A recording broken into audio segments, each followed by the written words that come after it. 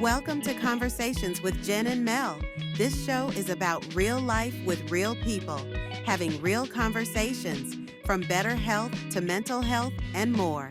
Let's check out the conversation right now with your host, Jen and Mel. Welcome to Conversations with Jen and Mel. We are talking about, this is Damaged Goods Part 2. We are talking about our ladies being damaged. Oh, I was like, I got And this to. is her confession. Ooh, What you talking about, Melanie? Listen. What's happening? it was a process to becoming hoe. Okay. Talk about it. Ooh, damaged. At what point? So go back. Melanie, you can't start in the middle. What is damaged? How does it show up for women? And then you could tell us how you got to be whole. Oh wow! I actually had someone call me and ask me to literally explain that, Okay. explain my process to them, and that God had just put me on their heart. And I think that damage shows up in so many ways in a woman, and it doesn't always mean that it's a red flag. Wow. Okay, so now this conversation is a little more personal and close to home, because the last one I was chit-chatting and having a good time and it was just rah-rah. But this conversation is a little deep because I've been the damaged goods, and I have been what I thought was somewhat whole, yet lacking identity, putting myself in position to allow someone to damage me, traumatize me, then have to be responsible for, and not solely because God is amazing. He fights for us Amen. when we don't fight for ourselves. And so, and then challenged with, the damage me having to confront the idea of what the future had in store for a whole version of me. And so the complexity of this is, in the damage, I knew. So you mean I've got to leave the damaged lifestyle, the damaged version of myself, and everything that's attached to it and everything that's damaging me. I've got to take a risk on the unknown. So the damage I know, and the damaged version of me that I know, to be reintroduced to the me that only God has seen, that only God says I am, that I don't need, that I no longer even see in myself. And so what does damage look like? Damage looks like she loses her voice. The things that she fought for in the beginning, she stops fighting. She allows herself to be a doormat when she once had a voice. What does damage look like? Damage looks like witchcraft. It looks like the fact where she begins to try to control the scenario. And I'm not talking about casting spells. I mean, she tries to control the scenario of the relationship the best she can in order to guard what she has, because she's afraid that what she has can be taken, but what she has never fully been hers. Damaged goods looks like she'll do anything and require nothing. You know, so what does damaged goods look like? It looks like me 100 pounds ago, walking out of 2019, 2021, becoming whole and more whole version of myself. Every year into God say, now go. So sorry. Let me reintroduce you to you. Let me introduce you to the healed version of you. But understand, ladies, because I don't know how many people see these episodes, but if you find yourself in a place where you understand and you can relate that you have lost your voice, that you no longer have a voice, that you have tolerated more than you should have, where you've been a doormat, when you have been dealt treacherously with, there's another version of you that awaits. Unlock the door. When God opens the door, because he always provides a way of escape. He is a good father. He always provides a way of escape. He always provides a way of escape. He always, and he never fails. Amen. And I'm not even talking about, so some of us haven't even made covenant with these things. You know, the damage didn't begin just after I made the covenant. It started long before. I didn't just you understand? Mm-hmm. And so we get accustomed, that's the word. We get accustomed to those behaviors. They become part of the relationship. We become more and more tolerable, and those things just increase. And whatever they are before you start dating them, before you marry them, it's going to magnify. They're going to become more and more of themselves. So, all right. Just all right. So that was personal for me. Like, what does damaged goods look like? I thought we were going to start with like society over and maybe generalize. Okay. What does that look like? What does it look like? Most people would say a lady that has a lot of bodies. Okay, so hold on. Count is high. Hold on. Hold on. Hold on. Hold on. My body count. Jesus saved me for a reason. No. What? I like men, they like me. Okay. Light skin still in, I'm sorry. Amen. So body count. He redeems. Body count. Okay. So hold on. Were you damaged when you was collecting all the skeletons? So before she called them skeletons. So before I talk about body count, so I got saved at 22, y'all. So you understand that these were the works of a kid. So God saved me before the body count got into the hundreds. Thank you. Because they was piling up, but it wasn't because so much of the damage. It was because of the impatience, the intolerance. I like men, they like me, they're replaceable. Mm. So, and I always tell this story. I was the daughter of a mother who was a widow. And during my childhood, I saw her date maybe 4 guys. And this is from the time I was 2 to 14, maybe 5, 2 to 14. But my perception of that was I knew at least 5 of them names, so men were replaceable. And so it was always the next. I believed in replacement therapy. I think my theoretical approach was broken. Versus at that time, did I value me? And so my way of valuing me in that time, because my perception may have been off, was not to be tolerated with your mess.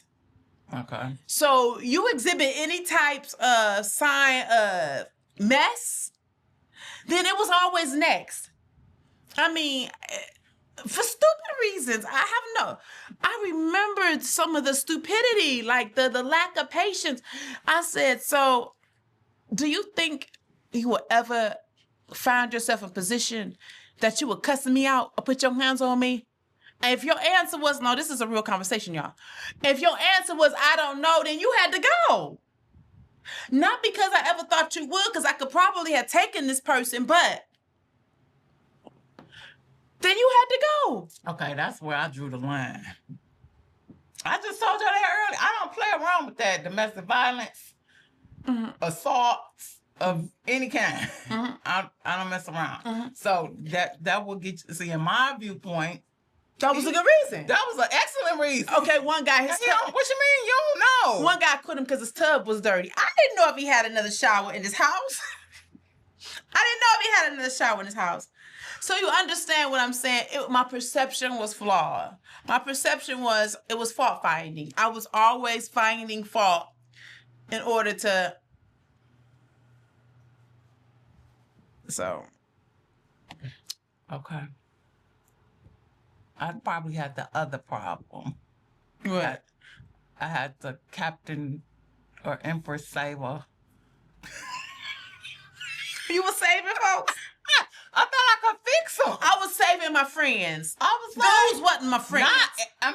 not everybody, but I thought I could fix them. Nah, I didn't get that till later. See, I had to grow out of that. I didn't get that till later. Then I had to grow out of it. That thing with me. Yeah. Don't marry nobody's potential.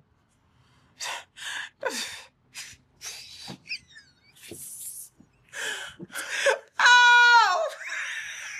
I thought Jesus was love, so I'ma love you. I'ma love you. Right. I'ma love you. I'ma make you be who I see you could possibly be on a good day, not just a Monday. And it did not work. Any given Sunday didn't work. It did not work. It didn't work. So, yes. But how else does damage show up in us? We become enablers versus empowering. Okay. Yeah. The over need to overcompensate in everything. Overcompensate. We do too much. We do too much. We were watching this video earlier, since we seem not to be going back to this video.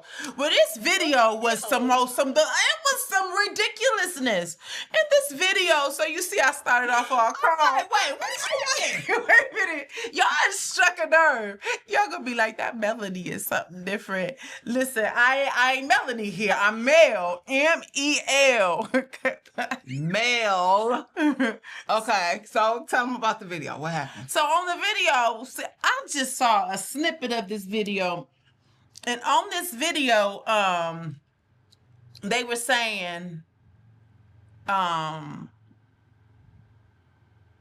you talking about the couples therapy video or the video with the husband and wife? that men, the couples therapy, talking about how men feel like their love requires. What was the one about the condition? So The condition. Okay, so this Facebook influencer, I can't think of his name right now. He was having a conversation with his wife about a Chris Rock joke. That it was a funny joke when Chris Rock did it about the man only being wanted or desired, needed if he was providing financially. And the wife called BS because women do too much. The wife called it right. We do too much. We do too much. We do too much. We think the help mean we supposed to come and take his shoes over. So if we wearing his shoes, who go wear? You know what? Hold on. So I talked about witchcraft earlier. Let's talk about what witchcraft look like. Witchcraft in operation looks like us trying to control our husband's career because we don't want him away from us. Where he work, who he work for. Okay. How long he work. Which days he go. Oh, please don't say he coming to work at the plant. Oh, the devil is a liar. And in the post office, it might be hiring, but it won't be you. That is because those particular places have bad reputation. The reputation is horrible. Listen, He might as well let be me sitting tell you a true story. When I got over the spirit of witchcraft and me trying to control and manipulate my ex-husband, when that Negro went back to work in the apartment complexes, I said, well, the vision about to come to pass. The divorce is inevitable because he not my man no more. He's everybody's man. That is true. That So- just like men are overprotective, I women was just are watching the overprotective, clock at that point. and they do sometimes try to control. I tried to control the scenario. I did. We tried. Try, but then you When you damage, you really try. You try. But then you gotta let go and let God. said, this is my escape. Yeah, listen. And he gonna hang himself. I said, wait a give him minute. enough rope, he gonna hang himself. Listen, I was like, let's count the time. So I'm about to let's start to monitor the phone again. Let's see what's okay, Lord. I hear you saying it's time to go. So it's just a matter of time. It's winding up. There's some stuff happening. Hold on. Next thing I know, he's telling folks, no, I ain't even that no more. We separated. I'm leaving. I said, well, dang, self-fulfilling prophecy. Guess we gonna go. You are funny. But I'm so serious. We do too much. Because I did everything in my power to keep him from that position. Not because I was so concerned with that. I was so concerned with us. Right. That I wanted to control. But the truth of the matter is, no matter how much It didn't matter. you tried to make sure he was working in the place that was safest, He wouldn't show the work. He wouldn't show up. he wasn't gonna show up. Nope, he wouldn't show He up. was gonna do what he wanted to do. He wouldn't show up. He wasn't going. So he was all right in certain environments. He was better. You know, he was Right. better. Amen. He was better. But he was an intention whore. So wait a minute. Hold on. Back to part 1. How do you know when somebody is what? Damage. Damaged. They attention whores. So we got all these folks with all these likes. Oh, Living for the likes. living for the light. Living for the likes. Be mindful of some of that stuff. Be mindful of the extremes that the people that you entangle yourself with go through for the likes.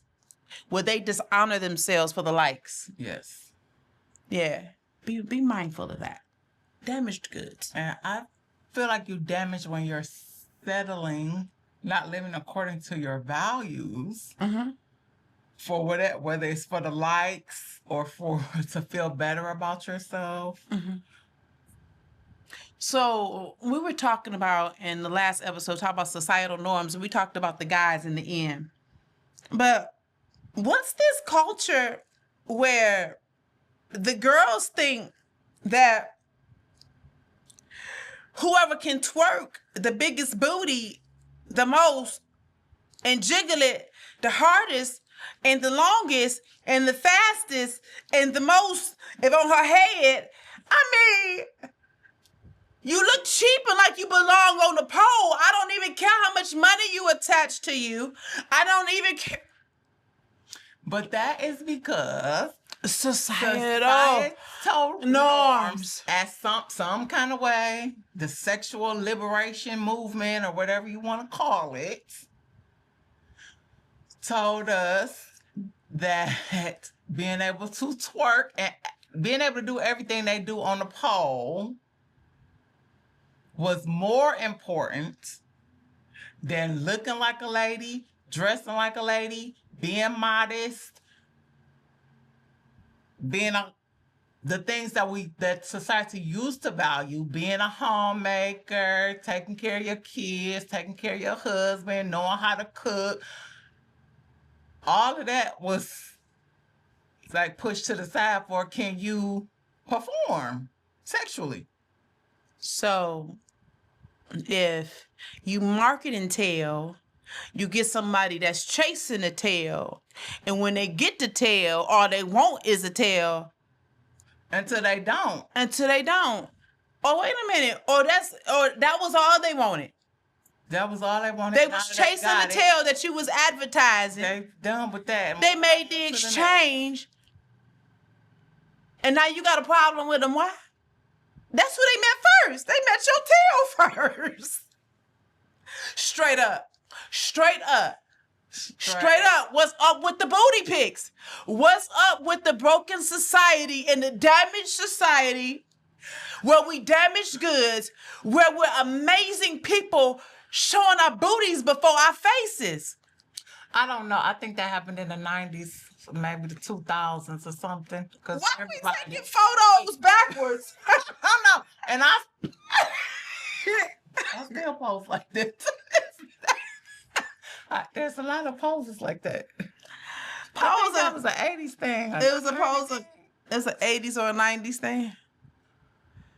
I'm thinking it was a 90s I or don't 2000 think thing. I have Everybody two started posing photos backwards. in my whole life that, and see, okay, so, all right, so this is the sophisticated, but not quite part of me, that, and so let me give you a hint, okay? Let's just talk about this. Ladies, don't tell them I said it, okay? Give them a side pose. Don't look over your shoulders and show the full booty. Don't do that. It's distasteful. But just Slight tilt. Slight tilt. Just enough so he can see that you got enough curve. Can't see the real damage is going on because most of us ain't got full round booties anyway. So just a slight tilt, a little advertising, a little waistline, camouflage it with your hand if you have to. Hold your tummy in, breast out, shoulders back, and please just let that go. And let it go.